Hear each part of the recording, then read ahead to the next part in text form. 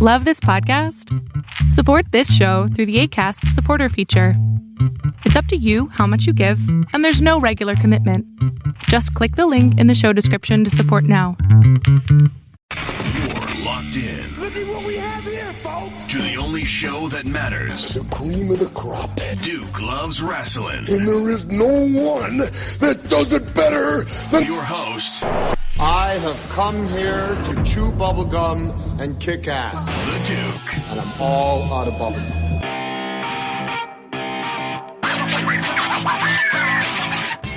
Hi, this is Earl Oliver from Sully Finish Wrestling. This is Raj Giri with WrestlingInc.com. This is Sean Reed, boxing writer and undercover low-key wrestling fan. And you're listening to Duke Loves Wrestling. Woo!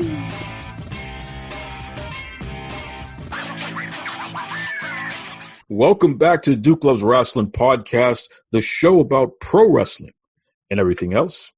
That's right, folks. Listen, I hope you and your family are safe and healthy out there. Boy, the summertime, we're getting closer and closer. The weather is still a little wild out here in sunny Boston, Massachusetts, but it's getting a little warm out there. And if anybody who's been listening to the show for the past 4 years, I'm a winter baby. I can't stand the heat. Okay, once you start getting, north of 70 degrees, I start getting a little worried there because I could sit during a snowstorm and be fine, but this heat, I don't know about it. Folks, we had an incredible weekend last weekend of pro wrestling and MMA. And I figured, something, let me start off with the MMA part. Let me get this combat sports stuff going because there was so much excitement. And if there's anybody who can talk about that excitement, it is my guy, okay? The Black Burt Sugar, the man, the myth, the legend, Reed. What's going on there, Reed? Brother Duke, how we living, man? Hope all is well. Hope you're pandemic, coronavirus free. And, doing what you do, man. Good to be on with you. Always a pleasure, brother. Listen, the only corona I got going on is the beer. Other than that, I'm in good shape here, brother. I saw a video of yours that you did with a mask on. That's why I stated what I stated. But yes, sir. I had the mask. Now you see, I made that mask myself, Reed. You see that, right? That's why it was all crooked and looking crazy. You can buy masks, right? Listen, I ain't got time for that. I'm cheap, all right? We done already got over that. If we just discussed it, okay. So UFC 250, Reed. This was another pay-per-view. Live sports are back, at least when it comes to MMA. They were the first. Not counting pro wrestling, of course, but UFC was the first to come back with the live sports, and I believe this is their second or third event back, and it was a pretty exciting card. So let's talk about it, man. What were your general thoughts of UFC 250? So just to clarify, I think it may have even been the fourth event they've done.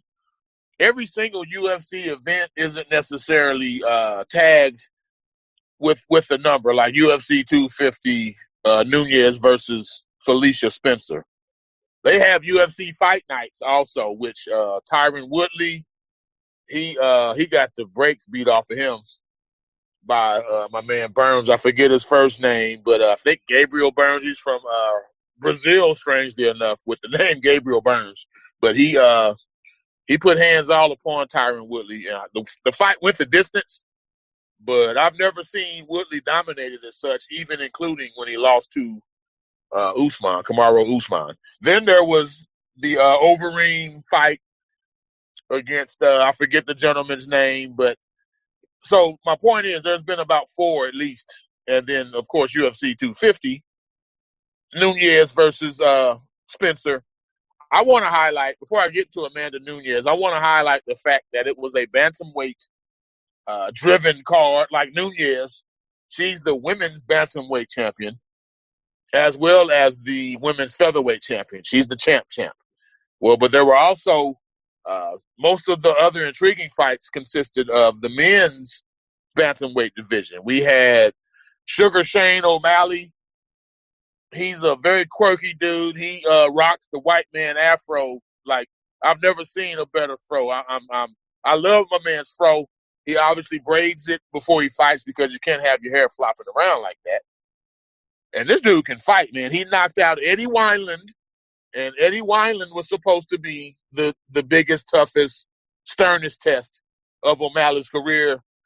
And O'Malley, he came out, he kind of danced around, probed a bit, threw some half-hearted arm punches to gauge Wineland's reaction, and he knocked him smooth out. He faked an uppercut, and instead of following through with the uppercut, once Wineland bit on the feint, then bam, the same fake right uppercut, he turned it over. O'Malley did into an overhand right. Knocked him smooth out. Fantastic finish. The most competitive fight on the card, allegedly, was between Aljamain Sterling versus Corey Sandhagen. I believe Sterling was ranked number 2 in the division, Sandhagen number 4. Like, people were like, oh, my God, I'm salivating over this fight. I can't even sit down. I'm so nervous. This is what Joe Rogan and Daniel Cormier, the people actually watching the fight, like commentating the fight, broadcasting it, were saying. And within a minute and 28 seconds, Sterling, he just came right at him, took my man's back, and choked him out. Like, literally choked him out in a minute and 28 seconds. And his nickname was the Funk Master. Aljamain, they call him Aljo for short. Aljamain, Aljo, the Funk Master Sterling. The other fight, Cody Garbrandt, who used to hold the title at bantamweight, but since he lost, he got knocked out in the fight that he lost the belt, he got knocked out. He's been knocked out in 2 fights since then, so he came into this fight against Rafael Assunção like Cody Garbrandt needed a win. He's with Team Alpha Male. He has not left their camp. He's so loyal. He's like, no, I'm not leaving this camp. But he had to go get a different look, get a different voice. So he went to a camp in the Northeast. But yeah, he as impressive as O'Malley's KO was, I encourage everybody listening to Google the Cody Garbrandt Rafael Assunção KO. And I'm saying Rafael, but it's spelled with an R. That's how Brazilian names are pronounced. The R, it has an H sound. And it was ridiculous. This dude was knocked out so bad. So Cody, his back is to the cage. He dips down to his right, and he unleashed a right hook from hell, and it connected flush, and Assunção fell, and he fell on his face. Once they got him up, they sat him on a stool after the fight. He nearly fell off the stool. Like, that's how concussed he was. It was fantastic card. So I've spent all this time focusing on those fights because the main event, Amanda Nunes versus Felicia Spencer, no disrespect at all to Felicia Spencer. She's tough. She deserves respect. She got in there. She did not quit. But my girl, like I said on Facebook, dude, Felicia Spencer took a 25-minute ass whooping. Period. It was a glorified sparring session. Amanda Nunes, she was better just as an athlete. Forget who knows this discipline. So just athletically, I'm better than you. But then Amanda Nunes was better technically. So, yeah, I know about every facet of stand-up fighting, of ground fighting, of kicks, of hip tosses. Like, she knew all of that at a much higher level than her opponent. She was faster. She was stronger. Like I said, better standing up and better on the ground. It was, we use the term man against boy. This was very much woman against girl. That's how I describe the main event. And I don't really know where Nunes goes from here. Like, there's no competition for her in 2 weight classes. So, good card overall, but the main event wasn't the reason the card was good. And I'm not throwing shade at women's MMA at all. I love it. I love it. It's the one sport, it's the one combat sport where women, they can headline and it's not looked at a certain type of way. Like, you don't see this in boxing too much. Or the WNBA, like, dudes don't even watch that at all. But people, for whatever reason, I don't care why, they're into women's MMA. But, yeah, that fight wasn't the the fight. The crux of that card that I'm speaking of was the bantamweight men's fights. You know, first of all, thank you for that detailed analysis there, Reed. That's good stuff, man. I was, you know, I will admit that I really didn't pay attention to most of the card. I was eating and I was doing this and getting some extra work done and all that. But as soon as Nunes was coming out, that's when I paid attention. I was locked in. I want to get your opinion on something. I feel like for the first round and definitely half of the second round, it was clear that Amanda Nunes wanted to knock Spencer out. But then something changed.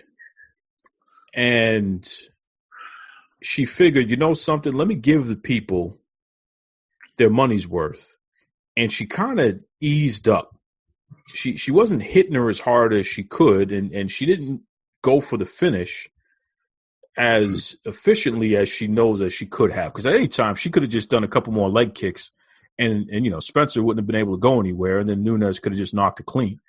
And that uppercut, oh my God, that uppercut, she'd hit you with a cross and then follow with an uppercut, because every time Spencer got hit with a cross, she would dip her head almost as if she was going to shoot.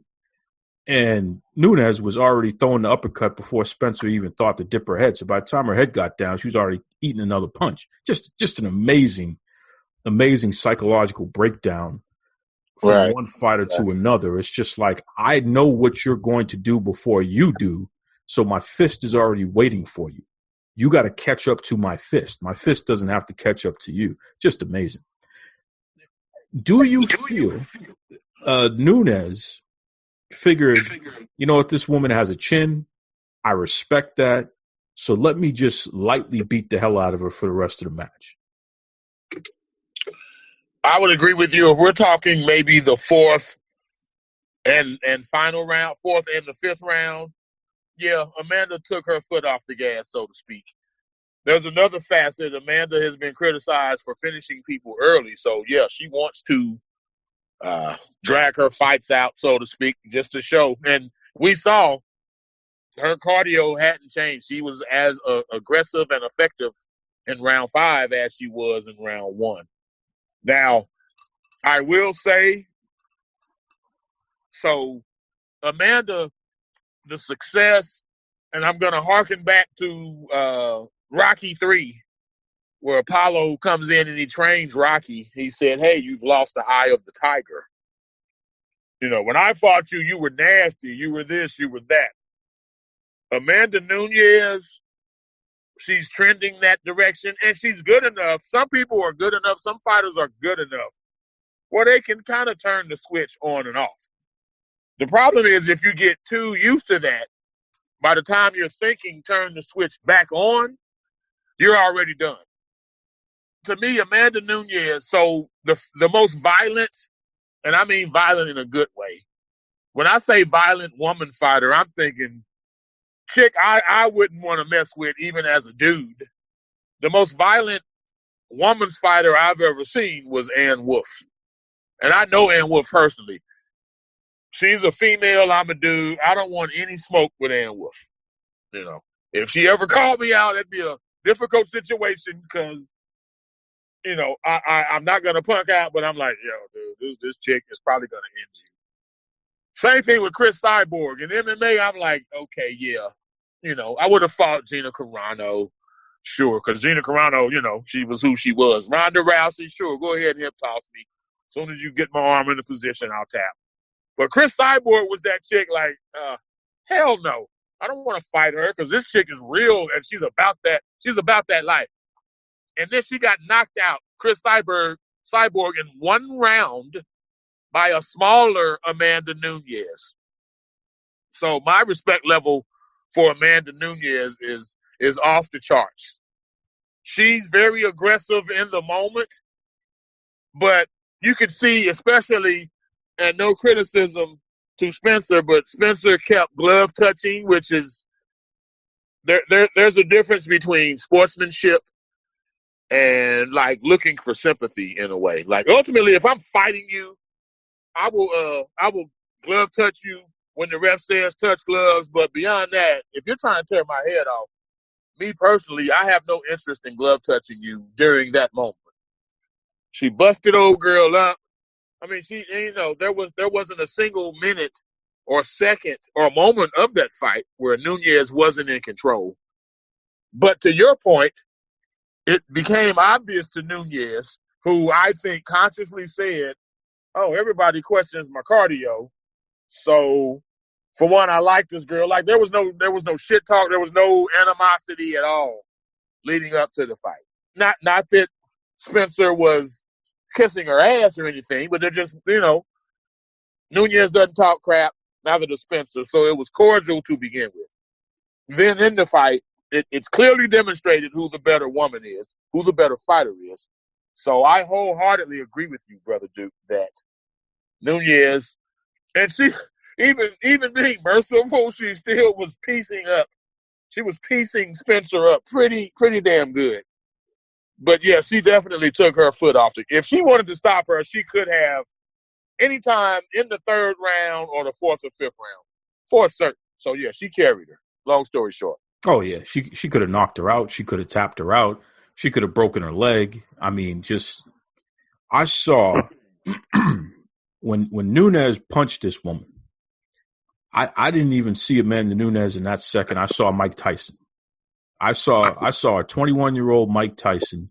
The force, the ferociousness, the as you said, the violence of a punch from Amanda Nunes. She's that dominant. Yes, she's Mike Tyson. Is she Mike Tyson? No. But against her gender, yeah, she's Mike Tyson dominant. Yes, brother, yes. I mean, that's a heavy punch, man. You can hear, it's like when a baseball player says, from the sound that the ball makes with the bat, I can tell where the ball is going and if it's going to be a home run or not. It's just a certain sound that you hear. When Amanda Nunes punches somebody, there's a sound that you hear where oh, damn. That's some permanent damage you're going to have from that one. Right. I forget who it was. It wasn't Chael Sonnen, but there's another ESPN MMA commentator, guy with red hair, red goatee. He pointed out something I never knew. He said there's world-class fighters afraid to spar with Amanda Nunes. Men, not that, ultimately, yes, you can beat a woman. You're a guy. You fight. You should be able to beat her. But he said there's a lot of elite-level MMA men who are reluctant to spar her because they don't want to be the guy who gets dropped with a punch by Amanda Nunes.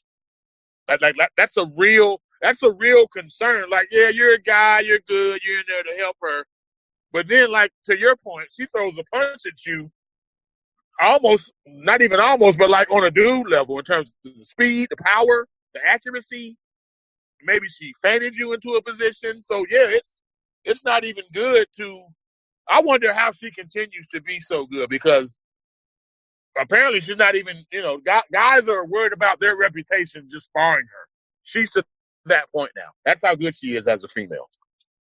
Yeah, I mean, she's got to she's going to go down as the greatest. I mean, she's already there. She's the greatest female fighter of all time, and no doubt. She beat every woman in the argument. She's already beaten and beat them in the first round. Well, I don't think there's been an MMA fighter in UFC history that has dominated the way that she has. I don't think that they exist. And I watched this from the beginning, man. I'd go all the way back, Reed. I remember the super fight days. We have never seen anything like what Amanda Nunes is doing. Right. It's just different.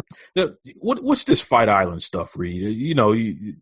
Dana White, I know that he was messing around saying that he's gonna build his own island and they're gonna have UFC fights and they're gonna be doing all this and doing all that because of the whole COVID-19 stuff, and they couldn't get sanctioned in so many different municipalities because of, the spread of COVID-19 being a major concern. But this Fight Island thing, I guess it's happening now, right? Yeah, Dana White's always said it will happen. Now, he says a lot of things. He's very outspoken, very vocal. But most people doubted it would happen. I never doubted it. I'm like, look, this man's business is shut down.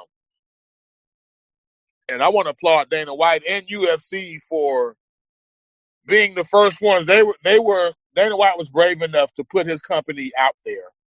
And they even had Jacare Souza fail.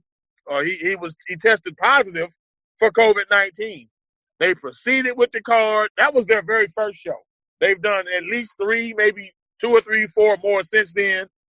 No other issues.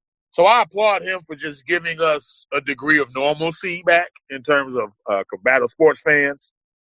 He's talked about the island since it was known that, hey, I can't have Tony Ferguson challenge Khabib for his title because Khabib had already flown back to Russia or the former USSR. He already flew back, so he couldn't fly back to America to make that fight happen.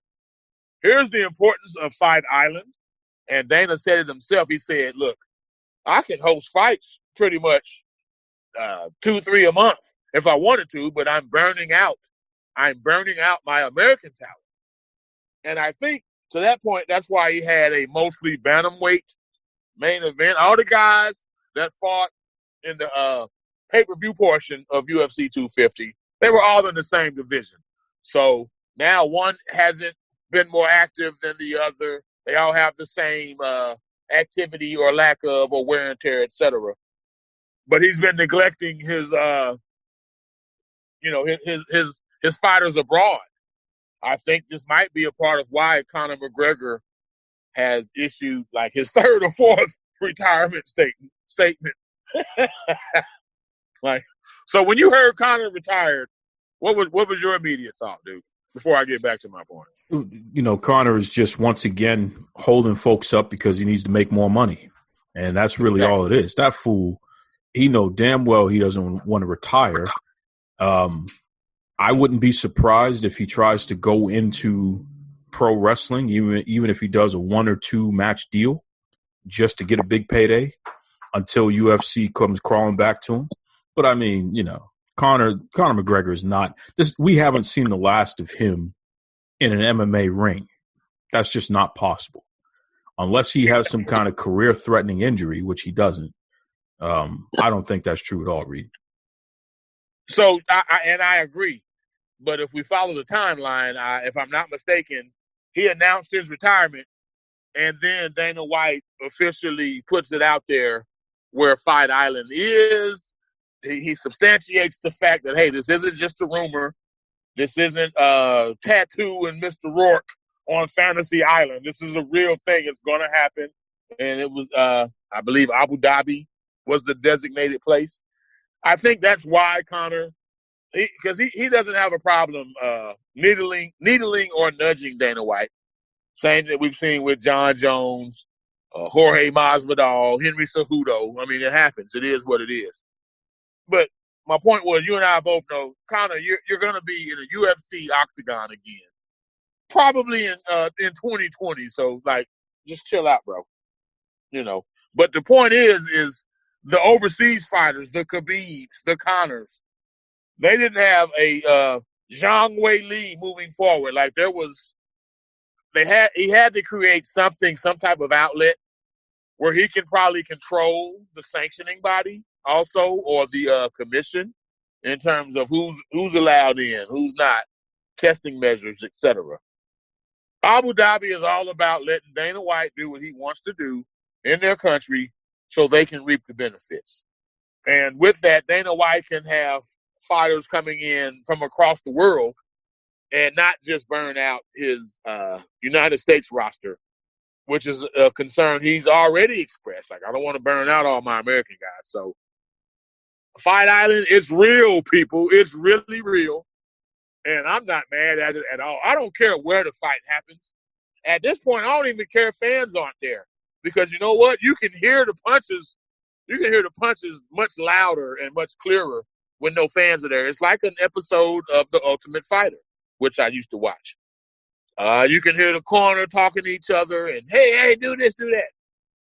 I'm not necessarily mad at the lack of fans. I know they'll be back because financially the sport wouldn't it couldn't continue to float otherwise. But I'm loving what I'm seeing, and Viva Dana White, Viva UFC, and Viva Fight Island. You see, that's why I come to you about that combat sports stuff, Reed, because you definitely know what you're talking about. That's great analysis. You gave me some information I didn't even know. And it's going to be interesting. And I'm with you. I don't really care about not having fans. I care about the fighting. And I know a lot of folks will express something a little different. They like the atmosphere and all that. I don't care about any of that stuff. I am interested in the action. I love the science behind combat sports. So I'm watching the moves. I'm anticipating what's coming next. I'm computing why you went for a leg kick instead of going for, a double leg takedown, or why you threw a jab instead of throwing an elbow. Who knows? But it's just, I'm into that. So the crowd, I'd never paid attention to them anyway, so I could care less. And I'm not moved by what somebody else feels is exciting during a sporting event. I think a lot of folks are too busy getting swayed by that because everybody else says, ooh, it's like, oh, something exciting happened. I don't need you to prompt me to tell me what's exciting, because what I like may not be what you like.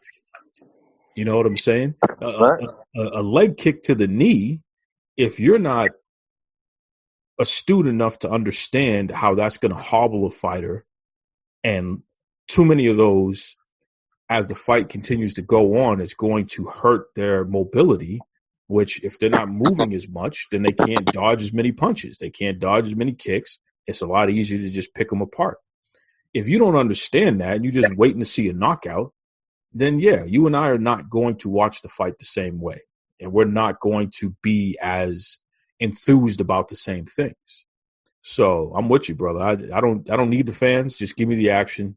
I'm good to go with that. Reed, I have to say, though, let me say this, Duke. I have to say this on behalf of wrestlers or wrestlers. I know that pre-COVID-19, they are mainly judged on crowd reaction, crowd response. So that's the one aspect. Any other sport, bro, do what you have to do with or without fans. But I do feel for professional wrestlers, since we on Duke Loves Rasslin, because it's all that's how their pay scale is gauged, and crowd response, and the crowd loves you, so now you're selling the most merch, et cetera, et cetera. So I do feel for them at a time like this. But yeah, other than wrestling specifically, I agree wholeheartedly with everything you just said, brother. Everything. Yes, sir. Yes, sir. Listen, Reed, let everybody know. How can they reach out to you? How can they follow your show on YouTube? The whole 9 yards, man. Please search for me. I'm Reed BBS. BBS. Black Burke Sugar. Bachelor's in Boxing Studies. I'm on YouTube. Check out my station, Reed BBS. Please comment, subscribe, like, share. I need you to do all of that. And me and Duke met before I even had my own platform. So it is what it is. Duke and I are like-minded. If you like Duke, you'll like me if you just give me a chance. For sure. I always say, not only the most knowledgeable combat sports analyst that I know, but also the most entertaining. I mean, legitimately, I've played your stuff for folks who don't even watch boxing or MMA or anything, and they can listen to you talk forever, Reed. So absolutely, folks, I encourage everybody to check out my man. Listen, before I let you go, Reed, I wanted to get your thoughts real quick. Roger Goodell, the NFL commissioner, he has done a complete about-face and has admitted that the peaceful protests from folks like Colin Kaepernick a few years back, in retrospect, was the right thing to do, and the NFL got it wrong by admonishing and blackballing and treating any of those players, including Colin Kaepernick, in the manner that they did, which was basically they turned Kaepernick and these guys into pariahs, basically. And with Kaepernick, I mean, he lost his entire career that he worked his whole life for. What are your thoughts on that, Reed? Do you accept this apology from Roger Goodell and essentially the NFL as an organization, or not? I accept it. First of all, let's call it what it is. Colin Kaepernick was whiteballed, and I'm not throwing shade at white people, but it was a collective effort from white owners and white sponsors who weren't comfortable with what he was doing, which is why he was not picked up by any other team. So with that being said, I believe the suit was settled between Kaepernick and the league. So a lot of people are mad that Goodell didn't mention Kaepernick at all. And I'm kind of like, yeah, if I'm not mistaken, the suit was settled already. So if it's already settled, it shouldn't matter if you mention his name or not. The NFL specifically, they cannot apologize for not being more racially conscious or acknowledging or accepting, or like you said, Goodell's cool with protesting. You cannot acknowledge that without acknowledging the face of all of that, which is Colin Kaepernick. Like, come on now. Who is it? Is it the president that you're afraid of? Okay, he keeps putting his foot in his mouth every time he's on Twitter. Every time he's on Twitter. And you notice he claps back at all these people who say this or that. But he damn sure didn't clap back when he put Drew Brees on the spot, and Drew Brees immediately responded. He immediately responded. Trump ain't, excuse my language, Duke, but Trump ain't said shit to Drew Brees since then. He's a bully, but when he has no other alternative, he's gonna kowtow. He's gonna like he avoided the draft. He's gonna avoid confrontation when prominent people who look like him speak out against him, when he knows he can't win a battle. And before I get off, it's not about this or that color. There's no color to right or wrong, people. Right is right. Wrong is wrong. It doesn't matter if black wronged white or vice versa.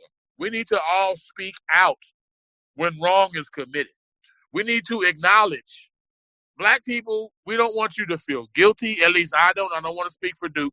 I don't want white people to feel guilty. What I think black people need, we need white people to acknowledge what's occurred. You don't have to feel guilty about it. You personally didn't persecute me.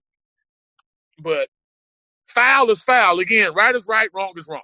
When you see it, speak out on it. And when don't insult my intelligence or the intelligence of black people to always eliminate racism as a possibility. We're not, we're angry, but we're not just throwing race out there for nothing. Just acknowledge it. And at the same time, when the whole Black Lives Matter, that discussion is out there, hey, white voices matter. If you're truly against racism, if you're a white person out there wondering, what should I do? How can I help? Speak out. Speak up. Speak out. Because they're tired, the system, the government, they're tired of black people complaining, especially black men. Oh, it's just another angry black man. White voices matter. Speak up, speak out. If you're really down, and right now we're in a point where, hey, you're on one side or the other. I hate to draw the line like that. And with that said, you're going to vote for who you vote for in November. I would never speak on Duke's or on my own platform encouraging anybody to vote a certain way. But I will say you need to vote. You need to vote. You're going to vote for who you vote for. But if you really, really, genuinely, and honestly want to affect change as a white person, if you're honestly picking your brain, wondering, what can I do? Speak up, speak out. We need, black people, we need support. We can't fight this without you, white people. We can't. We can't. Help us out. Speak up, speak out. White voices matter. White acknowledgement of wrongs that you didn't commit. It matters. And that's all I got, dude. It's always a pleasure to talk to my man, Reed. I mean, just a really good guy. Once again, folks, you can hop on YouTube and just search for Reed BBS. He calls himself the Black Burt Sugar. That's right. Good dude. Real good dude. That's my brother right there. Folks, you know that I'm pretty active on social media. That is my way to connect with all of you. You know, it's great that we have such a great listenership from all over the world, people from all walks of life, different concepts and ideas, and you bring so much to the table. There truly is more than one way to skin a cat, and I appreciate all of you because you continue to open up my eyes and challenge my thinking, not just when it comes to pro wrestling and combat sports, but life in general. There's a person in particular who I've been following on Twitter, and you've been following me back for a little while here. And with all of this unrest going on all over the world right now, he has some interesting perspective and a willingness to have a conversation to hopefully move closer towards a solution. You know, folks, stuff like this, it's bigger than combat sports and pro wrestling. It's bigger than what's in front of you. I mean, we're legitimately talking about life and our existence just as human beings, you know? So I said, you know what, let me get this guy on the show. Let's have this conversation for everyone to hear because hopefully there could be some takeaways. Hopefully this can spark conversation within your social circles and you can continue. So without further ado, welcome to the Duke Loves Rasslin podcast, actor, producer, podcaster, a guy with really cool tattoos, Mr. Noah Kinsey. How you doing there, Noah? Good. How you doing, Duke? That was a great introduction. Well, it's pretty cool, man. I mean, you got some serious ink. What's the ink all about, brother? I mean, it's different images that, you know, they have their superficial meaning that when you look at it, like my Spider-Man tattoo, but then each one has deeper meaning and is reflective of who I am and the values that I stand for. How does that affect your acting work? I mean, do you find that because you have the tattoos that limit your opportunities, or is it the complete opposite? It's the complete opposite. Now we can use makeup to cover tattoos if need be. But when it comes to casting directors and agents, if they see you already have ink, that can give them ideas of types of roles to cast you for and types of TV shows. So one of the TV shows that I did, they actually I was a body double for it, and they used makeup to completely cover the tattoos. That stuff takes forever to take off, but it doesn't really limit what I can do. When it comes to performance arts, when it comes to the stuff that, you know, you've dedicated your life to, there are some significant parallels to pro wrestling. These guys are out there and they're entertaining fans. It's predetermined, but they're giving their all and can get pretty physical and what have you. What's a misconception, would you say, for performance artists like yourself that you wish the public or the general public would understand better? Oh, man. Well, first off, I absolutely agree with you on that. I mean, wrestling's live theater. So I think if people didn't realize that now or then, they're definitely realizing it now when they're trying to watch their wrestling and there's no crowd, and how jarring and different that is. Because holy crap, it's, for me personally, I'm a huge WWE fan and wrestling fan in general, and it's really tough to sit through the stuff without an audience. So completely agree. It's performance art. It's not fake. It's choreographed. I got you there for sure. I would have to say a big misconception is everybody you see on TV is a millionaire. There is a lot of sweat equity that goes into this business, where you have the Friends stars that famously made $1.3 million their final season of the show. But, I mean, there's so many working actors out here that, I mean, pretty much make what the middle class makes or less. I mean, there's just a lot of people out there that just aren't making those high dollar contracts. So I'd say there's just a lot of people see the success. They don't see the years and decades it takes to get to that point. You know, Noah, where you live on the West Coast, I mean, you're fortunate enough to be around so many different cultures and genders and races and what have you. So you have exposure, and because of the fact that you're a thoughtful person, that you're creative, people like yourself are more willing to delve into that which is different. You want to understand something that you may not be as familiar with personally based on your personal experiences. Talk to me about that. Talk to me about your journey to understand other cultures and how that affects your line of work, not only as an actor, but also as a writer, as a producer, what have you. Sure. I was raised in a very inclusive family. I traveled a lot with my parents for my dad's work. I have cousins that are half Black, other cousins that are half Japanese. I've done work camps in Mexico. I've lived across the world. A lot of experiences, a lot of friends that are different ethnicities. All of that opens my eyes to just different ways of life, different experiences, things like that. But it also makes me realize that everything that I just said back there doesn't mean I even understand what they go through.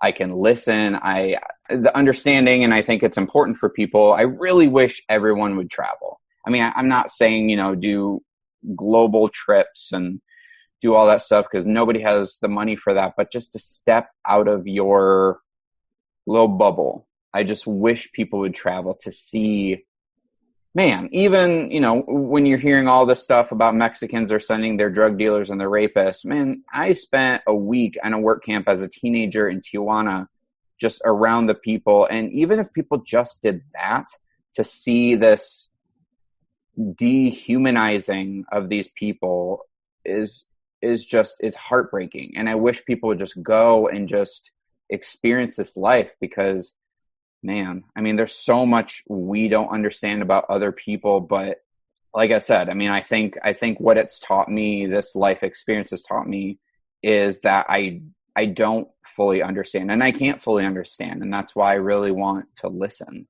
And I never want to stop listening, because there's no way for me to know, because I'm not that. I'm of the system of, I'm white privileged, not because I chose that, but just because of how I was born. And that fact, I feel, is just so messed up. And I don't understand why people don't realize, like, why am I given stuff just because of how I was born, where others are looked down upon because of something they also can't control. So it's just, yeah, I just want to listen. I want to learn. I want to hear life experiences outside of the ones that I would ever run the risk of experiencing myself. On your Twitter account, you actually put that out for everybody. You put out a challenge for anyone who wants to have a conversation with you about what's going on, and, who can provide you some further insight as you continue to have your thirst for knowledge and want to understand. What sort of questions come to mind, Noah? I mean, I'm a Black man, been that my whole life. So, but I'm here on the East Coast, I'm not on the West Coast. So my experience in terms of encountering racism, it's a little different. It's not always as in your face here. It can be very subtle, but it can be very direct at the same time. So what sort of questions would you have from a general standpoint, especially in the spirit of your tweet? Yeah, so I put out a challenge there on my tweet saying, I want to hear your experience. I want to amplify it. So I was going to say this past week, but really ever since I've had Twitter and had the following that I do and the platform that I do, I've always wanted to use it to raise up voices that typically don't get heard, or at least don't have a chance to be heard. And same thing, any of my future productions, the things I have control over, what's really important is to make sure it's a safe environment for people, both from racial discrimination and sexual harassment, as well as using it and hiring people whose voices aren't normally heard to make the set more inclusive, because we need a lot of diversity both in front of and behind the camera. And in the spirit of that, with everything going on, I guess I put out, as you're calling it, the challenge. I want to help elevate voices instead of just me talking, because, I've put out some videos of me talking to white people. But other than that, it's not my place to share the Black experience, something that wouldn't even know. So really, when it comes to it, I guess I want to hear what experiences you have, how you're raised, how we'll start with this. How were you prepared for the society that you were released upon once you were an adult? That's a great question. And everyone listening, I encourage you. We're going to share Noah's social media taglines and what have you a little later on. And definitely feel free to reach out and share your personal answer to this question, because I would love that. It's a powerful question to ask. And I think some great discussion and some great learning can be gathered from it. I can tell you right now that there was no true preparation. There was no true, it's okay, I'm trained up and now I'm ready to be this adult, this Black man in America who, regardless of what I do, regardless of how much I try to make myself appear to others as being the most non-threatening as possible, I still very, very well may be targeted and lose my life just for the audacity of existing. There's nothing that can train you for that. There's no perfect way or no right way to do that in my eyes either. It's just something that you just kind of live through. And I can tell you, Noah, it's terrifying. And the weight exists from day one, and it really never goes away. So no matter how much joy or how much success you have in life, you constantly have to recognize the fact that, especially in this country, it's the only country I've ever lived in, there will always be this underlying thing where you can be punished for something that has nothing to do or that's completely outside of your control, because you've been deemed the enemy, because you've been deemed the other, the undesirable. That means that at any time you can be targeted, and when you're victimized, you're not given the benefit of the doubt either. Even the most reasonable person will be like, well, let's wait and see what happened. What did he do? What did she do to cause that? As opposed to, hey, that's wrong. You could show people a video of somebody being brutalized or murdered, and one of the first questions you'll see, you can just search social media, you can see this. Well, I wonder what he did wrong. Well, what does that mean? In America, the land of the free, where life, liberty, and the pursuit of happiness is supposed to exist, where we're all created equal, a law enforcement officer can't be judge, jury, and executioner. So even if you did break a law, unless you legitimately posed yourself at that very moment to be a security risk to the officer or to the general populace, which, you would have to have some kind of weapon or something like that in order to rise to that occasion. It just makes no sense for somebody to literally be murdered. And that happens far too often. So when you see things like that, and this isn't new, in fact, I'm gonna put out a statement here, Noah. In my lifetime, and I'm a guy that studies public safety. I come from a public safety family, a long line of police officers, military officers, corrections officers, people in the federal level. I've personally worked in state municipal government. I actually believe that it's happening less today than it did 20 years ago, 30 years ago. When I was a kid, it was even worse. And that doesn't mean that, it's much better today, but it just gives you an idea of, this is all I know. Mm-hmm.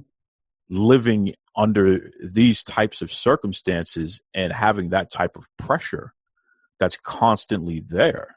And even the people with the alleged best intentions, your coworkers, your schoolmates, people, your teammates, in sporting events, your friends, a lot of them will betray the fact that the supremacist values that our country maintains, it's well within their personal fabric as well, and they benefit from it and don't necessarily want it to change, even if they tell you they want it to change. So you said something very interesting. You talked about the fact that you want to continue to push, and I'm paraphrasing, push diversity within the things that you can control. So you're a guy that produces projects. Mm-hmm. You're a guy that writes and what have you. If you make it a point to have more women and people of color, LGBTQ plus, what have you, if you make it a point to drive diversity within your projects, not just in front of the screen, but also behind the screen, the decision-making processes, that's an example of somebody who's not just talking, they're actually putting action behind their words. Unfortunately, Noah, there's a lot of talk and there's very little action from a lot of these folks that you see, including in your industry. Absolutely. You know, and you talked about WWE. This is a pro wrestling show primarily. You're starting to see that their talk, it just can't happen anymore. So now you're seeing the most diverse collection of champions in the WWE than you've ever seen in history. At this very moment, there are more people of color who are holding championships in WWE than ever before at one time. Mm-hmm. That is a direct example of what's going on in the world today, where people are saying we're not going to put up with what we've been putting up with all along, which is this systemic racism. But we got to take it a step further and look at the WWE's corporate structure and see how many people of color and women and LGBTQ plus and what have you, how many of them are in decision-making positions within the corporate environment of the WWE. And there aren't many. So it's there's never going to be an overnight fix to anything. But I bring all of that up just to say that nothing can truly prepare you to exist in this world under these circumstances. We're literally just living it. It's funny. I know that you wanted to talk about things outside of wrestling, but I definitely had questions about that. So since you just were talking about it, let's do that and then expand out of there, if that's okay with you. It's your show. Sure. Okay. So going back to the WWE, a few things, and I want to hear, I'll just ask a couple things and then just listen. Like, this is my intention. A few things. So yes, I agree. Diversity, we're seeing a lot more factions, tag teams, champions, all of that. But you're not seeing it on the structure side. Personally, do you believe the fact that Byron is a punching bag might be a little bit of maybe passive racism? I know that Vince is in everyone's ear when it comes to that, but man, like, I feel Byron gets way more grief and crap thrown his way than anyone else, which just feels weird, especially with not even on the race side, but on the anti-bullying that WWE pushes. I just feel like poor Saxton is kind of just supposed to sit back and take it. But also, how did you feel when Hogan was brought back in, embraced with both arms after the reason that he was even removed from promo videos? Did you feel that was a major step back? Did you think there's a chance for reconciliation? I mean, I guess that's multiple questions, but I would love to hear your take on that. Well, you know, it's not a concept that I ever spent time thinking about. So I appreciate you asking that question about Byron Saxton. I mean, here he is. He's a black man. He was a wrestler, transitioned into being a commentator, which is what he's been doing for years now. And by far, he is a punching bag. He is the guy that everyone piles on and picks on and what have you. I want to be careful because there has to be room for creative expression, especially for the performer. If they are comfortable, if they excel at being a particular type of character, you don't necessarily want to stifle that. So I'll give you a prime example. Somebody like Samoa Joe is not going to be anybody's goofball because that's not who he is as a person, right? He doesn't present himself that way. But a guy like Byron Saxton likes to make people laugh and entertain and be goofy. If you look at the stuff that he posts online on his own personal accounts and what have you, you see that he's just really into that physical comic relief. You know, he's not Mr. Bean, but my point that There's a lot of physical comedy that goes along with the stuff that he does. So I don't want to take away from that. If that's truly what he is comfortable with doing, then that's fine. I will say, though, and you really made me think about this, Byron Saxton is filling a role that has been unfilled since Jonathan Coachman's first run in the WWE. It's literally the same exact role where Coach, another black man, was treated as the punching bag and the person who was always made fun of and marginalized and treated like just someone that you didn't have to take seriously. And now I'm starting to wonder if there's something to be said about that. You have a guy like David Otunga who, really hasn't done much commentary in a while.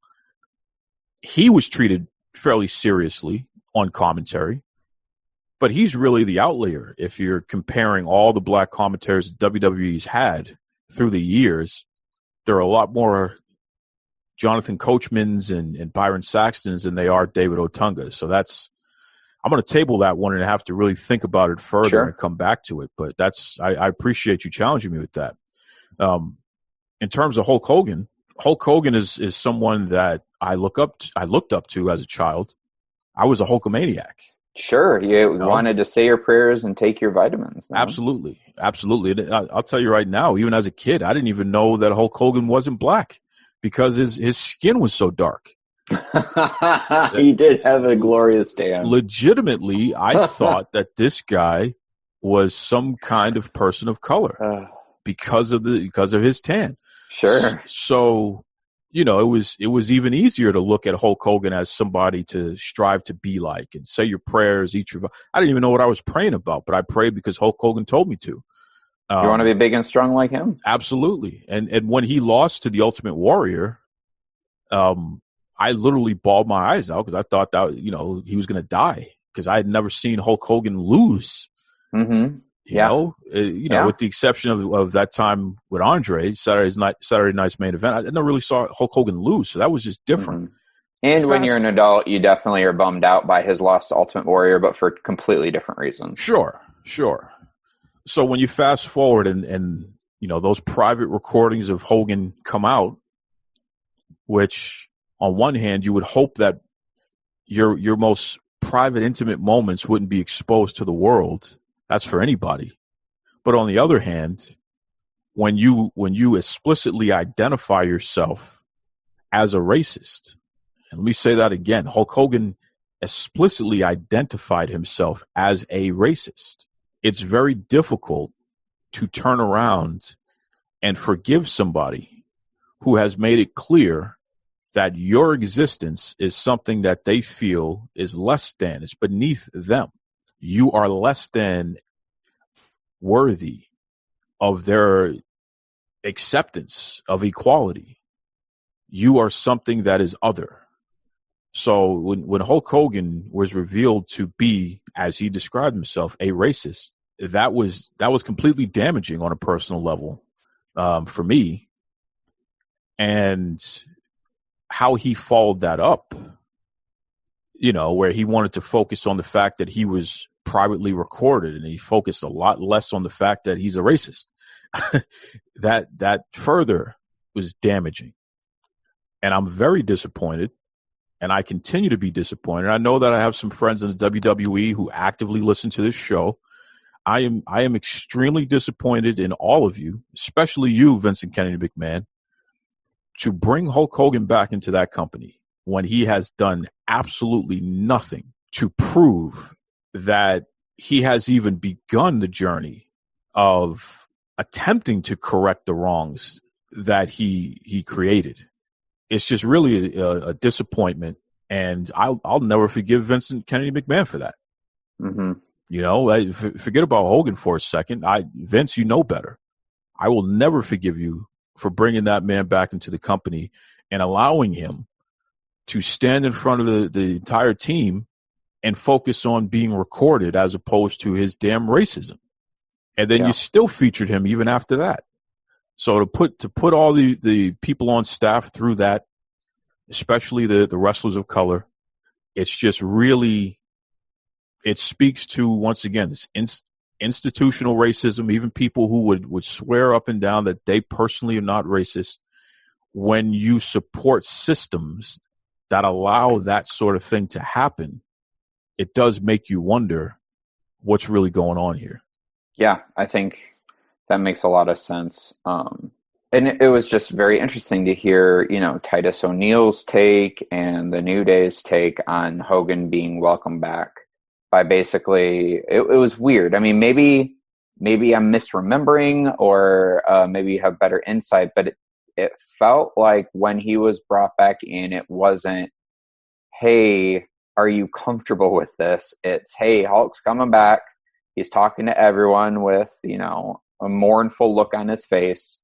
The end. Like it is what it is. So you have to find a way to make peace with it, is how it felt like the message to the locker room was. Am I misremembering that? Does that sound about right? What were your thoughts when he was brought back in? No, you're 100% right, Noah. And I'll tell you that I have to be careful with how I judge how any of these wrestlers of color responded to Hulk being back. Oh, yeah. Your message did not sound like you were judging actual wrestlers who really kind of are stuck, between a rock and a hard place. Because before they didn't have any other alternatives until now AEW's there. And that's the challenge. I mean, if you don't support what the company is doing here, and you speak up and you speak out and you do what's right, that may be right from a morality standpoint, but it may not necessarily be right for your pockets and keeping a roof over your family's head and food on the table. So I've been very disappointed in people like Mark Henry and Booker T and other folks who have gone out of their way to proclaim that Hogan is not a racist. It's like, well, this isn't an opinion. The man said it himself. So I don't, I didn't make that up. I've been disappointed in their reactions to it, but upon further thought, I realized that where else are these guys going to make millions of dollars? And especially when they've dedicated so much of their life to professional wrestling and their entire careers are really in the hands of WWE. Their legacy is in the hands of WWE. I don't think they're necessarily in a position where they could speak openly and outwardly and condemn the company for what they're doing with this Hulk Hogan situation. So I got to take that for what it is. But the New Day, they were the closest to, in my opinion, telling the truth, where they just said that, they will uphold whatever their duty is from a professional standpoint. But outside of that, at this time, they have nothing personal to do with that individual. And I think that was as measured and as politically correct, yet as clear as you could possibly be given the circumstances on the topic. So when Miles quit NXT, WWE, and the way he went about it, what were your thoughts on that? Because it kind of felt to me, and once again, spoiler alert, perspective of a white man who at least, wants to listen and knows that he can experience things. So my vantage point isn't as relevant as someone else, but with the way that he chose to kind of go scorched earth when airing his grievances, did it feel like scorched earth to you, where did it feel like he went about his grievances the wrong way, or did it seem valid how he did it? Because once again, I'm coming from my perspective, so I'm not really putting a lot of weight on that versus someone who would be more aligned with his experiences. It's kind of fun to go back and take a look at that ACH, as he's known on the indies. That's the name that he owns. That's his real name. ACH, the man formerly known as Jordan Miles. It's fun to go back and look at that situation, because whatever lens we viewed it from at the time, when you go back and you look at the way that Leo Rush has been treated and frankly mistreated, and Leo last week, he posted a An email correspondence that he had, with the company, where he was expressing some microaggressions that have turned into less than satisfactory situations that may very well be racist, and he wanted to discuss them in detail with the company. That was something he never went public with at the time. Mm-hmm. He kept his mouth shut, and he did the right thing according to them, and he tried to go along to get along in that regard. It's just an example of the kind of stuff that goes on behind the scenes, and it's not unique to WWE. Anyone who works anywhere, and especially in a corporate environment, you know what this is all about. You know what this feels like. If you've ever been on the receiving end of it, and women, people of color, LGBTQ plus, what have you, we know what this is. So, at the time with Jordan Miles, I was completely supportive of his stance because I understood where he was coming from. I could see the pain too. And he's been upfront about the fact that he's extremely outspoken. That's a catch-all word. What does that mean? Well, for some, it just means that you stand up for what you believe in and you let people know where you're coming from, which, that's really my personal definition. I'm outspoken in that way. But for others, you may allow things to fester. Mm-hmm. You may go about going by the rules and doing the right thing. And then when you still don't see change, you find yourself having to take it to the next level, to turn the volume up, to, as we see out in the world, to riot, to literally riot in order to be heard. And I think in his own way, ACH, the man formerly known as Jordan Miles, he was rioting when he made those videos exposing the garbage that he was putting up with in the WWE and how his entire situation was mismanaged and mishandled. And he tried to go through the right channels, and in the end, it just didn't work out. So when I look at that situation, I continue to be behind him and supportive of him. And ACH, shout out to you, brother. It's just really terrible that a guy who's worked as hard as he did and who deserves, based on his quality of work, to be at the top level in that company. He was amazing. He was absolutely amazing. I was hoping he'd win that tournament because I felt like no insult to the rest of them, but I thought talent, charisma, everything. I mean, he stood heads and tails above the ones that they showed, at least in the way that they edit those non-live NXTs, but he was amazing. He was amazing. And so I believe that those in the company who were responsible for putting the wrestlers out there, they recognize that this is a talent that is beyond what most of his peers are. This is a guy that you could really build an entire organization around based on his work ethic and the quality of his work. But, when you allow what happened to ACH, Jordan Miles, when you allow what happened to him to happen in your company, you don't deserve to have an employee like that. Yeah. So, again, it's unfortunate, though, because I'm sure that from a financial standpoint, it definitely has cost him. Sure. And oh, my God. And that's why I go back and I say I have to be careful on a personal level in terms of judging some of these other wrestlers who support this Hulk Hogan thing or don't speak up about some of these issues, because look what happened to Jordan Miles. And look what's happening to Leo Rush. He spoke up about his own personal situation from a financial standpoint, feeling like he should be allowed to have more signings and things like that, especially at the time when he was paired with Bobby Lashley. Why would Bobby Lashley do a signing without him? Yeah, they're a team. It doesn't. That's the equivalent of having somebody like Brock Lesnar do a signing without Paul Heyman. Why would you do that? Yeah, it doesn't make any sense. So, but even Leo Rush, he got railroaded because he had the audacity to stand up for himself. They didn't like that. So, and it's tough because you're seeing, I mean, even just this specific social issue aside, I mean, you see what happens when you don't just, when you're not a company man. I mean, once again, I love WWE, lifelong fan. Well, I shouldn't say that. I've been a fan since the NWO.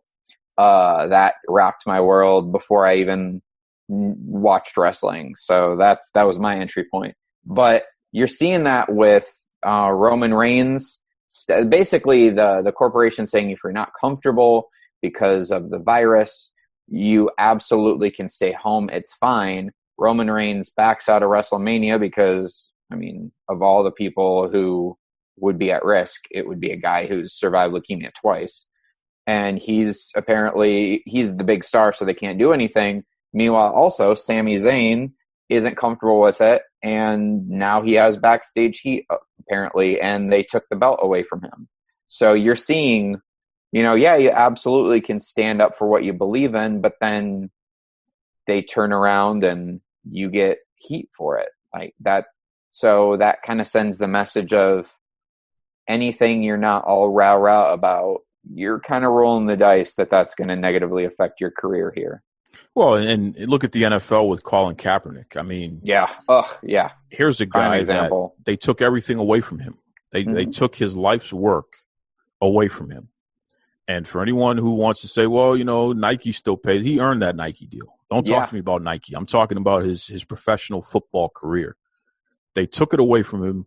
Well, he wasn't so good anymore. His stats were just as good. Absolutely. They were actually better than majority of starting quarterbacks since. Yeah. So I mean, that revisionist history is like the numbers don't lie. I mean, you can say that all you want to, but if you actually look at the numbers, his numbers are pretty freaking great. People were upset with him because he had the audacity to tell the world. There was no rule breaking, there was no law breaking. He wasn't even saying anything. He was just sitting. And no dogs were murdered in the acts of him kneeling for the national anthem. But keep in mind, the kneeling came because he was convinced that would look more respectful. At first, from he a just veteran. sat. From a military veteran. Yeah. Yes. And it wasn't until they asked him what he's doing that he let them know what he was doing. Mm-hmm. So here's a guy who wasn't trying to call attention to himself. He was just, I'm just doing this. This is my way of protesting. And they took everything away from this guy. Yep. And now they want to turn around because they realize that the country has shifted. And now they're realizing, well, wait a second, the racists aren't the majority anymore. Everybody's had enough. We can't ignore this anymore. So now it's safe for us to admit that, yeah, we were wrong and Colin was right. You took everything away from this guy. You ruined this guy's life. This guy gets death threats. He gets marginalized. He gets treated as if he is less than, which was the case all along anyway. But it's interesting when you look at racism is a powerful tool. It's a weapon that gets yielded. And just when you think you can be the best at anything, you could do the right thing, you can achieve success, Barack Obama, just when you think you can achieve, you will be reminded that even at that level, you're still less than us. And the us are the racists, the people who want to maintain that type of system and society and what have you. And it's just really unfortunate. So, Noah, we've been having a very wide-ranging and deep conversation here, which I really appreciate. I want to ask you this, and sure. I want to challenge you. My challenge to you is within the next year, find someone, because this is the problem. A lot of friends, they'll reach out and they'll say, hey, what can I do? I want to help. What can I do? What can I do? I should do something. I should be out there. And it's like, this isn't cosplay. This isn't something that you just put on and then you take off. It's a lifestyle. It's not a diet that's going to fade away tomorrow. I challenge you, and it doesn't matter what you've done previously, seek out and find a person of color who is in your line of work and offer to mentor them and teach them what you know, whether it be acting, producing, writing, whatever. Just teach them what you know, and then give them a recommendation to work on a project beyond whatever you personally are working on. So help them graduate to something else. That's my challenge for you. And then, I love that. And the last part of that is you let them know that in order to receive this from you, they have to promise to pass it down. So wherever they go, they got to pull somebody else up and do the same thing. When we break it down into smaller pieces, we can get a lot more done. Mm-hmm. It's like you have a big plate of food in front of you, man. You got to take it bite by bite. You can't swallow the whole thing out all at once. If you do your part in that regard and you let everybody know that's what you're doing, I can't imagine there aren't going to be people within your social circle who's going to say, I like that too. I'm going to try that too. And now, we could have 100 people in the next year who pulled up 100 other people. And it's like, well, Jesus Christ, that's 100 people of color who have been mentored in the arts, in film, in theater, in writing, in producing. And now they're going off and they're doing their thing. And this is in addition to whatever schooling and experience they have. This is a bonus. And that's how you change systems, man. In my opinion, at least. I love that. I think that's fantastic. And I accept your challenge. There he is. You heard it here first, folks. Noah Kinsey has accepted the challenge. So I'm going to check in with you, Noah. You let me know when you identify this person. And once you folks get started, I will invite the both of you back on the show to talk about the experience. And that sounds great. My audience and we will support you. So whatever projects you put out, we will go out and we will seek out and we will promote and we will watch and we will review and we will tell everybody about these projects. Because that's the other part of it too. It's not just incumbent upon you to do everything. It's incumbent upon us to support one another. So you do your part and we'll do our part. And that way we're all doing something together. I love it. I think that's fantastic. Noah, please let everybody know what your social media, any websites you like to plug. Let everybody know how they can get in touch with you, please. Yeah, so at the Noah Kinsey or the Noah Kinsey, whichever you prefer. Website is noahkinsey.com. And I have an upcoming podcast, which if you follow me on social media, you can see that, or my Patreon is patreon.com/Noah Kinsey. But the podcast coming out is the Coffee Time Podcast with Noah Kinsey. And it's an interview. It's more of a conversation, but we do discuss different social issues. We discuss nerd culture, TV, movie. It definitely ranges. So it's been a lot of fun. So we're going to be launching that here in probably within a month. So yeah, so definitely follow me, but all of that stuff will be on my social media at the Noah Kinsey. His name is Noah Kinsey. That's NoahKinsey. Yep, and just put a "the" in front of that, and you have all of my social media handles. Noah, I appreciate you coming on the show, man. I want to ask you one last question before you go, though. Sure. How the heck did you get those abs, brother? In the kitchen. This is Alexa. And this is Brianna. And we're Sugar and Spice. And you're listening to Duke Loves Wrestling. I have a guy on the line right now who is a fantastic musician, artist, writer. And he's also a big wrestling fan. So without further ado, welcome to the Duke Loves Wrestling podcast, my man, Young Tease. What's going on, brother? How you doing, Duke? I'm doing great. Listen, I'm still recovering from In Your House. That was a heck of a NXT pay-per-view this past Sunday, huh? I mean, the nostalgia, from it is kind of what got me about the whole thing. How would you say the pay-per-view compared to what we've seen in 2020 from both WWE and from AEW? How would you rank NXT In Your House against everybody else? It's a hard question because knowing the thought process that went behind In Your House, you could tell that they really had some ideas for it. So, I mean, for that, I got to give it its kudos. But I definitely see it as one of the like I'd say middle type pay-per-views. I mean, it wasn't the best, It definitely wasn't the best that we've seen this year. I think that Money in the Bank was phenomenal in my opinion. Like I enjoyed it. I enjoyed the cinematic aspects to it, and I think that we've seen, especially with In Your House, that can go the right way, like in regards to like the Boneyard match, and it can also go the type of way in regards to the Adam Cole Velveteen Dream match. The backlot brawl. I enjoyed it, but a lot of people were mad about not being able to see as well and different stuff like that. And I think that they could have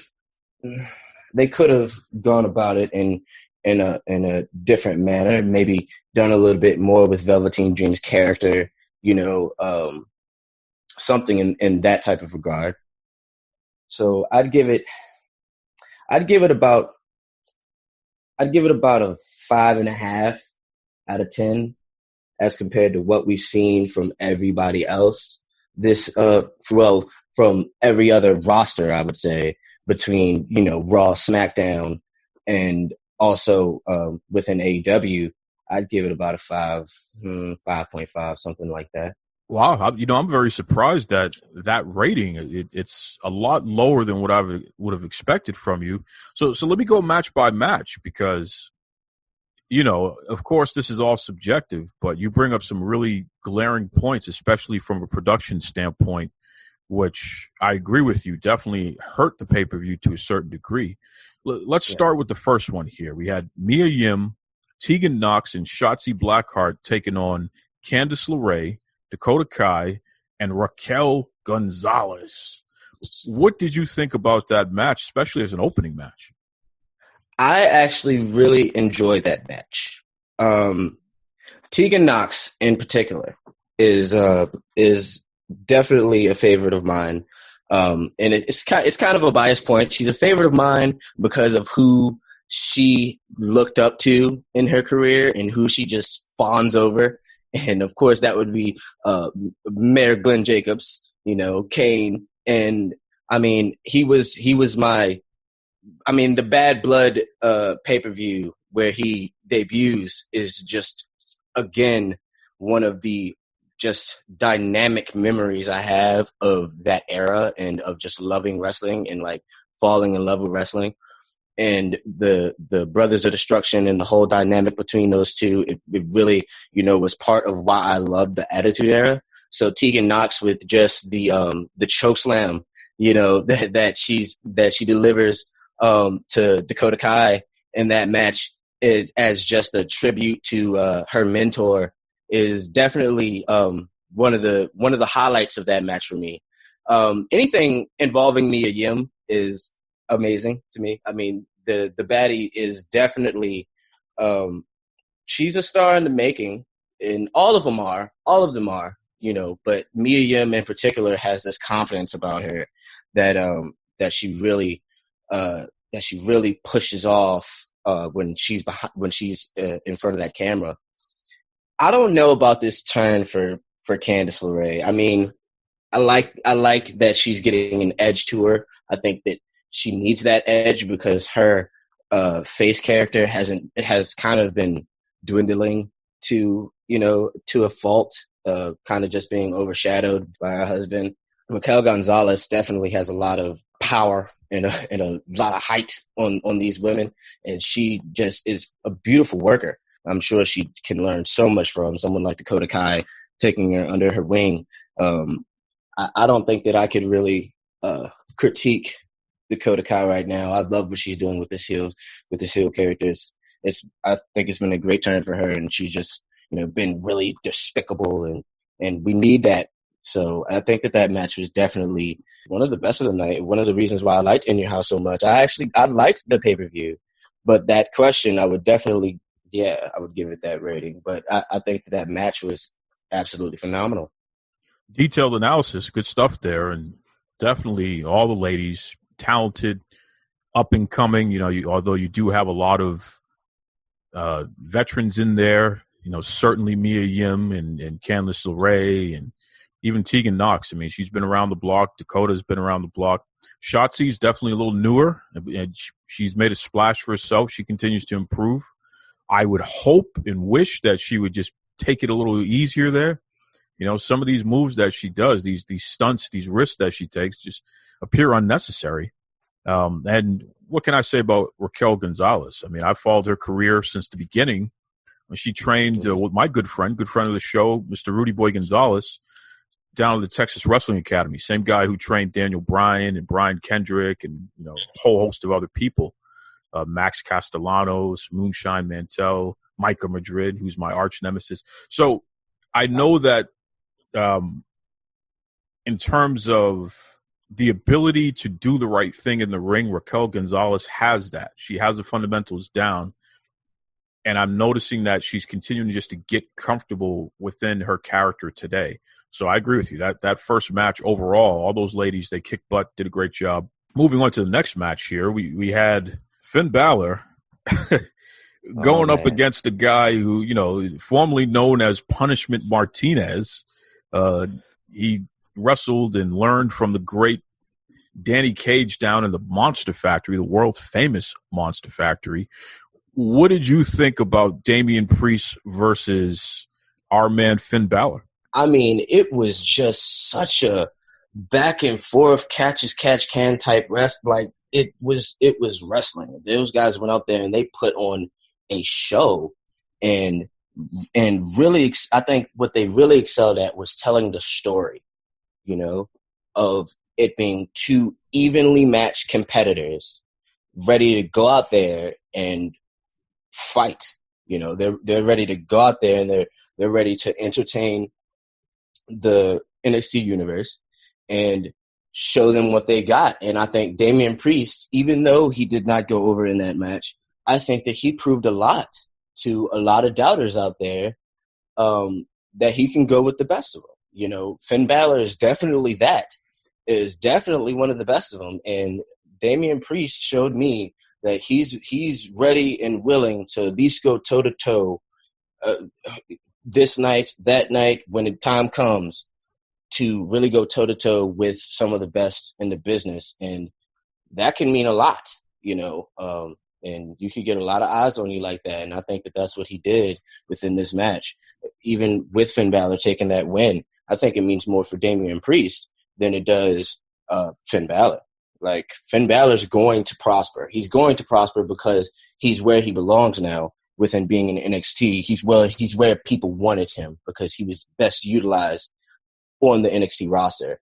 And he's definitely going to, continue to prosper there. But Damian Priest has to make his own footprint. And I think he did that this weekend at In Your House. Well said. Well said. Moving on to Keith Lee versus Mr. Wrestling, or Johnny Wrestling, we should say, Johnny Gargano, for the NXT North American Championship. What are your thoughts on that match there? I've been really undecided on Johnny Gargano. And the reason why is because of this heel turn. I love it, but it started with it kind of just coming out of nowhere, like, just being like, oh, well, now Johnny Wrestling's mad. And I think a lot of that stemmed from them really not having much for the man other than, a real good, really, really amazing, one of the best ever rivalries with Tommaso Ciampa. But you can only beat that carpet as but yay many times before you have to get them into something else. And Johnny Gargano is so good overall at being a talent, at being on that roster and being that workhorse, that they had started to fizzle out with him. And they gave him that heel turn, and they gave it to him, and they finally allowed Candice to turn heel with him. And it's not fully where it needs to be just yet, but these vignettes that they've been doing against Keith Lee and against Mia Yim with the dinner with the Garganos and all that, oh man, it's been great. I've loved those. This match for me, well, first off, Keith Lee is just amazing. I was watching the guy in the Indies before he came to WWE, and he's been that amazing since then. He's just really, it's really hard to even gauge where or what to say about Keith Lee other than his actual moniker of Limitless, because that's how it seems. It seems like he has no limit to what he can do within that ring, at least to the degree of athleticism in that regard. I think that this match had a lot of my favorite aspects of the night in it, like that door cam shot when Keith Lee Johnny Gargano's just sitting there trying to get into the door, and Keith Lee just sneaks up behind him like a big grizzly bear, just like, what are you doing? He slams his head up against the door. It's a beautiful shot. It's a classic shot. And having the in your house set back, I mean, it was just awesome, which is another thing. We need personalized sets again for pay-per-views, special sets again for pay-per-views. Because, I mean, they're just so fun. They're so awesome. Johnny Gargano's entrance was awesome, being able to come through the in-your-house set and, and actually come through the door and make his entrance in that way. But Keith Lee and this eye injury thing, it's like Johnny Gargano really trying to show how mean and nasty he can be now. And it's like, I like it, but I think that match could have delivered more. I think that they both could have done more, and that given the right circumstances, they can have a 5-star match. Those two in particular, because they are both that good, and they have chemistry. They definitely have chemistry in that ring. So I think that it was great, but I would like to see another reincarnation of that match. I'd like to see that rivalry not necessarily just end on that note. I'd like to see more go on with that. Next up, we had Tommaso Ciampa versus Karrion Kross. What did you think of that? I mean, I would say that this is one of those instances where you really see WWE able to make a star like they did, like they used to be able to do. It's not something that you see a lot nowadays, because a lot of times they'll already have a star, and that star will come up to what they used to call, or still call now, the main roster from NXT, even though I believe NXT was established as its own brand, beating Raw and SmackDown in the Royal Rumble, and becoming actual, live televised show on, USA Network. They definitely established themselves as the third brand instead of the developmental brand. But I think that Karrion Kross has been booked to the sky. I mean, Tommaso Ciampa is a legend in NXT.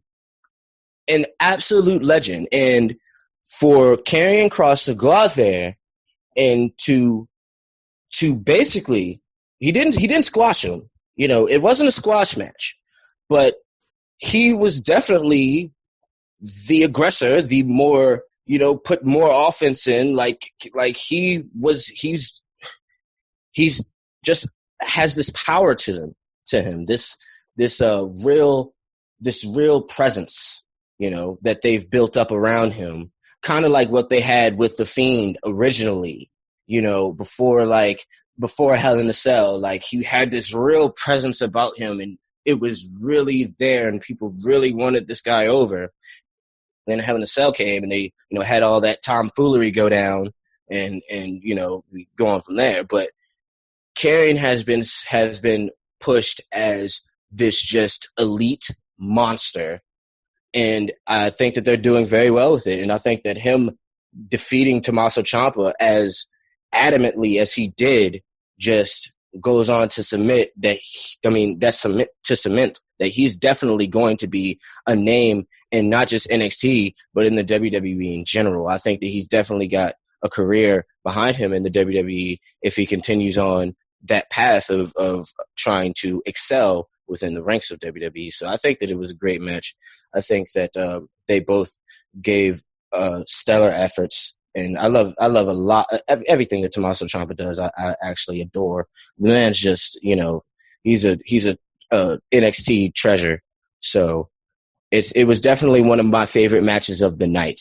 It definitely was. You started off talking about Velveteen Dream and Adam Cole. So I'm actually going to jump over that and just go straight to the main event. Folks, we heard from Reed, but I'm really curious what Young Tease has to say. What did you think of the main event of Charlotte Flair defending the NXT Women's Championship against Rhea Ripley and the eventual winner, Io Shirai? Well, I'm gonna have to say that I have a little bit of bias here, because I am a deep fan of Rhea Ripley. I mean, I love her work. I know that she's young. I know that she has so much, time to develop more and to get better, and that she'll get that title back, and she'll get another reign. But I really did not understand when they brought Charlotte back to NXT why she took the title off of Rhea Ripley. And that's not just from a fan perspective. That's from what is that booking? And then I thought about it okay, well, Charlotte can really elevate the division, and Charlotte can really, make people want to watch NXT, want to be able. But Rhea Ripley was doing that. She was. And then her momentum was just cut. She could have won that match with Charlotte and actually skyrocketed herself into really being that name. She had one of the best years as opposed to Becky Lynch. She had one of the best years in WWE for women's wrestling. And it became a different type of standpoint when she did lose to Charlotte. So this triple threat match and Io Shirai, who is just amazing, by the way, the genius of the sky, is definitely one of the best women on the roster. And now the best woman on the roster after her title win, which she definitely deserves. But at the end of the day, I would like to see this come into a rivalry between Shirai and Rhea, because Charlotte just seems absolutely done with NXT. And we get so much of her now. She's getting the Roman Reigns treatment. We're seeing her on almost every brand. And she came out in an interview about this saying, well, she's the workhorse.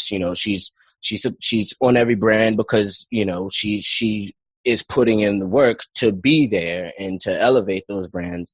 But I think that this NXT run just wasn't what they were thinking it was going to be. And her just going to NXT and being there wasn't the catalyst for it to just become this thing, this thing that's so much bigger because Charlotte Flair came back. It wasn't that. And it just seemed as though after losing the title, she just doesn't care about the NXT championship. And now she's just back on the main roster, as they say. And she's more focused on, fighting Asuka and fighting the women on the main roster now and getting back to those championships and dealing with Sasha and Bayley, as opposed to explaining why she feels like her losing the NXT championship means nothing. The match was great. I mean, who's to say that a Charlotte Flair match isn't great? She's had some bad competition. She's not perfect. No wrestler is. We're all human. We all make mistakes. But Charlotte Flair, most of the time, is the greatest wrestler in the match, if not in the arena. So it was definitely great. All three women are amazing at what they do. And I think that it was the right time to put the belt on Io. I wish it could have came from a Io Shirai Rhea Ripley feud, but I think that it was the right time to put the belt on Io. Why Charlotte had to be the transitional champion for that, I don't know. But I do think that it was a main event that deserved to be the main event, and that people were invested in, and that people wanted to see happen, and that it delivered. We're talking to musician, great thinker, artist, overall good dude here, Young Tease. It's funny because you said that you would give the pay-per-view a 5 or 5.5, yet it's pretty clear you enjoyed it. So you got me wondering here, Young Tease. I don't know, man. I think that I think you're grading a lot harsher than your entertainment value when you really think back about these matches on an individual scale here. Well, what I would say to that is that the original question was what I would give the pay-per-view as opposed to what we've seen throughout the year from each brand, from AEW, from NXT. So you're telling me that all these other brands and all these other pay-per-views, if you were to count them all up from both sides, you're telling me that NXT TakeOver in your house is somewhere in the middle of everything else we've seen in 2020? I would say that one of my favorite pay-per-views of 2020 was AEW's Double or Nothing with that Stadium Stampede match. It was like nothing we have seen in wrestling before. It was a completely original idea, and it was entertaining. It was wacky, of course. It was crazy, but so was Money in the Bank. So was the Boneyard match. So was, like, we've needed that as wrestling fans, because without having these fans, and this being, as they've been calling it, the empty arena era, we've needed things like that to just be a distraction. Like, it doesn't always have to be so serious and oh, this is for championship, and oh, this is, it doesn't have to be that. And I think AEW gets that. I think they get the fact that we just need some type of entertainment right now. There's so much going on outside of the realm of wrestling, and even within the world of wrestling, just like, with Black Wednesday, and all of these WWE stars getting fired, and all this, and then them playing off this whole thing with Drake Maverick and Triple H, and them playing it off like Drake Maverick's been fired, and then re-signing the contract and all this stuff. Like, to think about how that makes the real WWE releases feel, whether he was really released and they went into these talks about it afterwards or not. Like, to think about how that, if I was in that position and I had gotten released like that, and then they played it off in a storyline, the next month or so on NXT, I would be pissed off. I'd be mad, and I think that in your house, while being an enjoyable pay-per-view and being what we needed, and that's what I enjoyed about it. I enjoyed the entertainment part of it. I enjoyed the set. I enjoyed the matches. Yes, I enjoyed those, but I enjoyed the fact that they had so much nostalgia within that show. You could tell a lot went into the production of that show. Even with the matches being where they are in the production of that show, I feel like there has been better rivalries showcased. There has been better things done by NXT recently, as opposed to what happened in your house. I was disappointed by a lot of things on that show, which is why I would give it a middle rating, because as opposed to Money in the Bank, which isn't an NXT show, I thoroughly enjoyed Money in the Bank. Oh, okay. I did. This guy right here. You see what you're doing now? You see what you're doing now? So you don't want to watch wrestling. You don't want to watch people actually battling it out and settling the score. You want to watch people get thrown off of buildings and some guy with his belly out jiggling around all over the place. That's what you're telling us, young tees. I wouldn't say that, because I'm a jiggle, young tees. Jiggle, For jiggle. Instance, seeing Daniel Bryan and AJ Styles get in the ring and have a one-on-one competition where they truly batter each other and fight each. I love stuff like that. I do.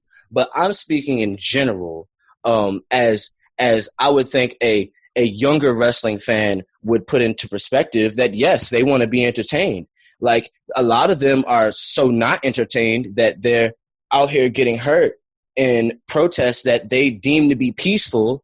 And then one person, it takes one bad egg to flip that protest, and someone like Sarah Grossman is murdered in the streets because the cops have thrown tear gas all in her face. And me being an asthmatic and her being murdered and getting tear gas thrown in her face and going to the hospital and dying from her asthma, it hurts to see stuff like that. And would I rather have this younger generation entertained by some guy jiggling his belly and getting the girl when guys like that are never supposed to get the girl, and that entertains them and keeps them in the house to watch a show? Then heck yeah, Duke, I'll take that. I'll take that as opposed to them seeing something that they're not even invested in or know that people aren't invested in, as of like what's been going on with WWE recently and their booking recently, you know, and just not even giving two hoots about it anymore. Like, we've been in one of the worst slumps of ratings for wrestling like ever, you know, because of the global situation and everything that's going on, you know, and for people to be like, it was Money in the Bank was overall enjoyed by people. Like the reviews that came out, people did like Money in the Bank. You know, generally speaking, people did. And whether they liked that cinematic aspect of it, whether they liked the real deep aspect of it, of the real wrestling that went on before all those cinematic matches, because we had like 3 cinematic matches on the night. But before that, we had awesome wrestling take place on that pay-per-view. It wasn't just those cinematic matches that made Money in the Bank great. It was also the matches beforehand on that card that made that pay-per-view great. And it was definitely, from what I can say, it was definitely my favorite pay-per-view of WWE's 2020 so far. Because between that and WrestleMania, you know, the fact that we got WrestleMania, I was happy about. So here we go again. Okay, Young Tees, listen, you got to promise me the next song you make, you got to call it Jiggle Jiggle.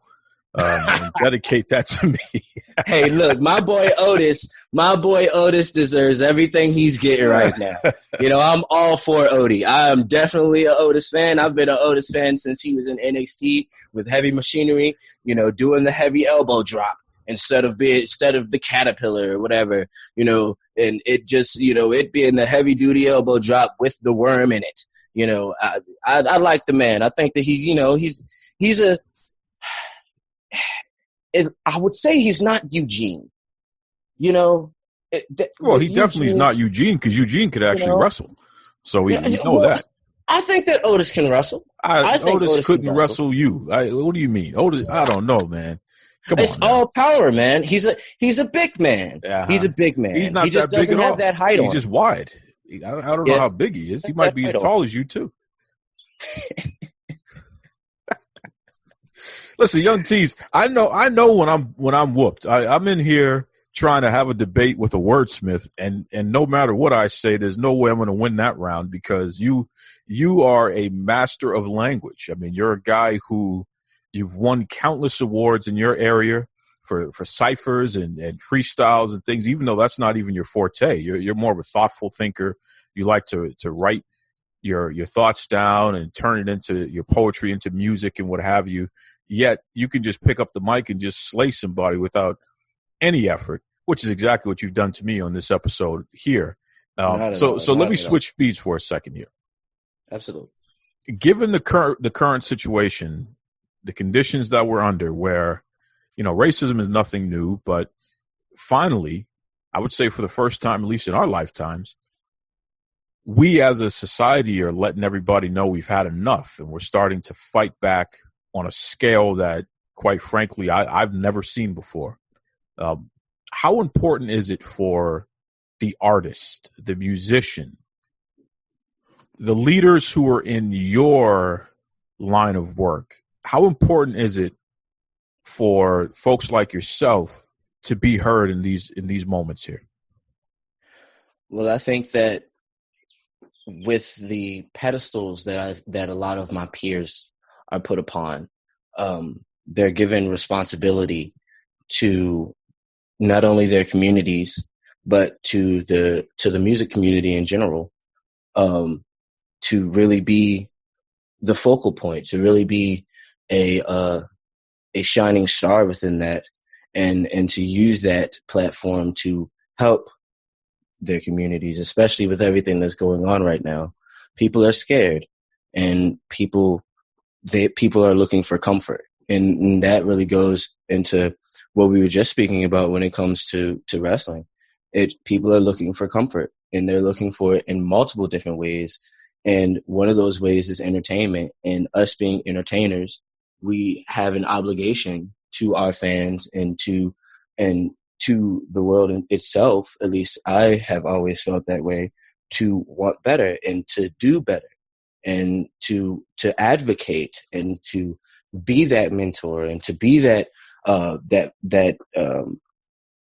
to make a song and to really make a deep song that people go back and they listen to and they can sit and they can cry to and they can just release their stress to and just really calm themselves down. Like me, myself, I have panic attacks sometimes, and I'll go back and I'll listen to something from somebody or one of my favorite artists or anything like that. And it'll just really just help me to come back to reality and to relax and to find my peace. And that's our responsibility. Our responsibility right now is to make the music and to do the things to help our communities to continue to prosper. If nobody's trying to make any new legislation to change what's happening here, to change policing, to change the training that goes into becoming an officer and different things of that nature, you need to go to the courts. You need to go to the people that matter, and you need to tell them that you want this change. You have to fight for that change. You have to, establish that this is what needs to be done and this is what we want. So, I mean, like, this isn't just a police thing. This is a human thing. Racism is a human thing. My main goal is to educate people on the history of our society and what we've gone through. So, I mean, racism is stupid because what it really is, the real race of everybody is just human. It's the human race. Just the human race. It's not black. It's not white. It's not purple. It's not indigo. It's just the human race, just being human. That's it. Young Tease, clearly you're a thoughtful person and you have a lot to say, a lot that folks can learn from. Let everybody know. How can they reach you online? What's your social media? Any websites? Plug away. Well, you can grab me on my Facebook, which is Tristan Carter. It's just Tristin, and that's Carter. You can also reach me on Instagram at Young Tease, YUNGTEEZE. I'm on YouTube. It's Young Tease on basically anything that you can imagine. It's SoundCloud, Reverb Nation, Bandcamp, bandcamp.com. You can catch me on there. I drop my mixtapes on there. Young Tease, I just want you to know, I'm going to have you back on the show in the future. And in between then and now, I'm going to make sure I rest up. I'm going to do my push-ups, and I'm going to read the dictionary. So the next time you come on this show, I am fully armed to battle the award-winning wordsmith, Young Tease. Look, Duke, I am more than willing to go to battle with you, buddy. I'm more than willing. What a fun show this was this week, huh? I want to thank my guests, Reed, BBS, Blackbird Sugar. Also, Noah Kinsey, the great actor. That challenge has been thrown out, so Noah, we're going to hold you to it, brother. And Young Tease, good dude. Folks, as always, I want to encourage you to be kind to yourselves and be kind to others. We'll catch you next week. More great guests, more great content. Take it away, Tony Schiavone. This is Tony Schiavone, and we're desperately out of time on Duke Loves Wrestling.